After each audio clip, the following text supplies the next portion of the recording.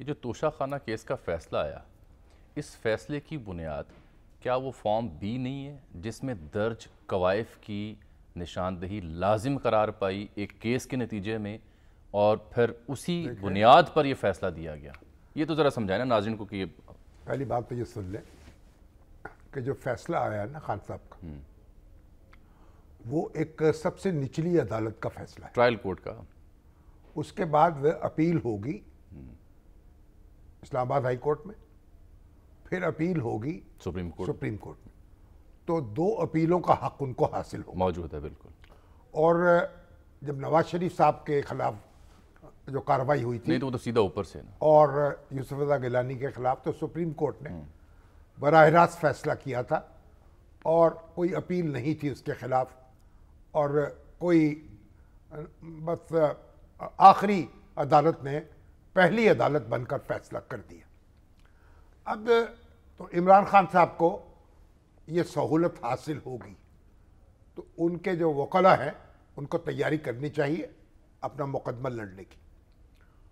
ایک بات، آج ان کے ایک وکیل مل کے آئے ہیں، نعیم حیدر جی پنجوتا صاحب، انہوں نے کہا کہ وہ مکھیاں ہیں، مچھر ہیں، مگر وہ حوصلے میں ہیں، ایک سیل میں ہیں، چھوٹے سے سیل میں، اور جو کہ باتھ روم بھی کھلا ہے، اوپن واش روم ہے، اور مطلب ایک اگرچہ ان کو بیٹر کلاس دے دی گئی ہے۔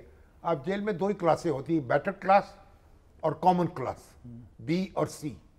اے کلاس جو ہے کو ہوتی نہیں ہے، اس کو ایسے ہی کہہ دیتے ہیں پروٹوکول میں بعض اوقات کہ ایک کلاس دے دی، یا وہ خود سے بنائی جاتی ہے، ایک کلاس نہیں، مطلب بی کلاس اور سی کلاس۔ اب مسئلہ یہ ہے کہ کتنا افسوس کا معاملہ ہے، اسی طرح کے سیل میں مریم نواز کو رکھا گیا، اسی طرح کے سیل میں ہمارے آسن اقبال کو رکھا گیا، اسی طرح کے سیل میں شاہد خان عباسی کو رکھا گیا۔ کوئی خدا خوفی نہیں ہوئی، نہ عمران خان صاحب کو نہ ان کے مخالفوں کو۔ تو اس کا مطلب کچھ نہیں سیکھا نا ایک دوسرے جیلوں سے۔ کے حالات درست کریں اور باعزت طریقے سے لوگ جیل گزار سکیں، اور دیکھیے باتھ روم ان کو مناسب فراہم کیے جائیں، یہ ایک انسانی ماحول تو ہو نا، بنیادی ضروریات۔ مجرم تو نہیں ہے نا، کوئی اخلاقی مجرم ہے یعنی، مگر ایک دوسرے سے انتقام کی آگ میں جلنے والے سیاستدان جو ہیں بالآخر خود اس میں جل رہے ہیں اور جلتے چلے جا رہے ہیں۔ اب ایک بات، دوسری بات یہ کہ یہ جو الیکشن کمیشن کے پاس یہ اختیار ہے نا کسی کو ڈسکوالیفائی کرنے کا، کسی کے اثاثوں کا جائزہ لینے کا، یہ کہ دنیا بھر میں میں نے دنیا میں دیکھا ہے، پرولا ہے، جانچا ہے، کہیں یہ اختیار الیکشن کمیشن کے پاس نہیں ہے۔ میں نے احمد بلال محبوب صاحب سے بھی کہا، بات بھی کریں گے، میں نے اپنا دلشاد صاحب سے بھی کہا، قمر دلشاد صاحب، سابق سیکرٹری الیکشن کمیشن، ہاں انہوں نے بھی کہا نہیں، انڈیا میں بھی الیکشن کمیشن کے پاس یہ اختیار نہیں ہے کہ وہ اثاثوں کے معاملات کو کوئی تعلق نہیں اس کا، کیا ڈکلیئر کیا کیا نہیں کیا۔ یہ ایف بی آر کا معاملہ ہے، جو ٹیکس کلیکٹ کرنے والی ایجنسی ہے، یہ ادارہ ہے، اس کا حق ہے، اس کا اختیار ہے دنیا میں، وہ جائزہ لے کسی شخص کے گوشواروں کا، جائیداد کا، اور اس کے خلاف کارروائی کرے۔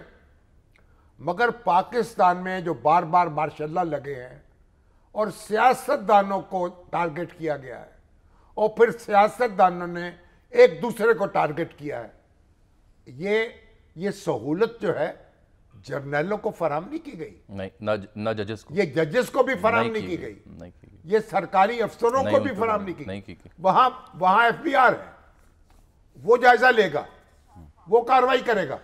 یہاں ایف بی آر موجود ہے، اب یہ آپ نے فلاں نقطہ دیا، فلاں شوشہ چھوڑ دیا، فلاں یہ کام کر دیا، یہ یہاں الیکشن کمیشن کو یہ اختیار دیا گیا ہے، دلوایا گیا ہے۔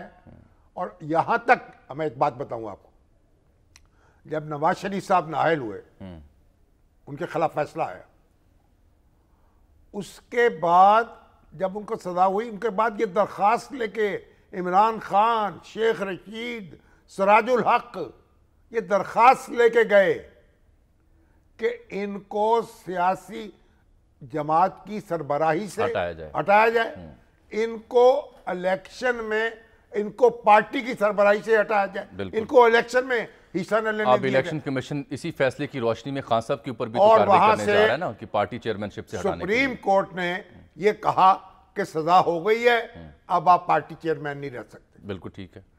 اب یہ جو ہے جو دوسروں کے لیے گڑھا کھودتا ہے خود اس میں گرتا ہے, اب گرے ہوئے ہیں.